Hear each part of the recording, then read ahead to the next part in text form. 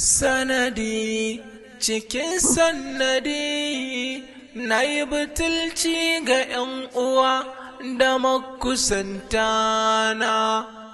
Ashe komai yayi farko kun tashi zai yi ƙarshe. Yau gani cikin Baba Sadiq kuka a koda yaushe. Yau daga tajiri sai na zamo almajiri. Na yi kuɗi Husna? na gina taimaka Baba Sadiq har da makota na kibarin su sha ruwa. Babu me ya faru naga ka koma haka? Wallahi Husna ba abin da zan koyi miki jarabawar rayuwa ta iske ni. Ni kaina ban taɓa tunanin zan kaina a wannan yanayin ba. Ina matarka?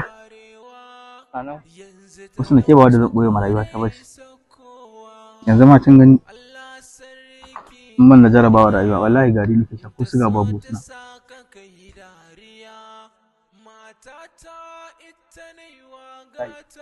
Hausa gari?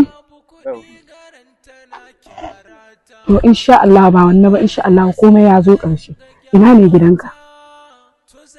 In ji kaɗan miƙe nan kika sha kwana ki tambaya ko wani gidan producer mai Kabiru mai buje ba. Ina tambaya ɗan kwanan gidan za ki ga gida mai furuci. Wannan ne gidana. Okay, in na zo zan same ka? Insha Allah zan zo. Ba ga ma Husna na gode Allah saka da alkhairi.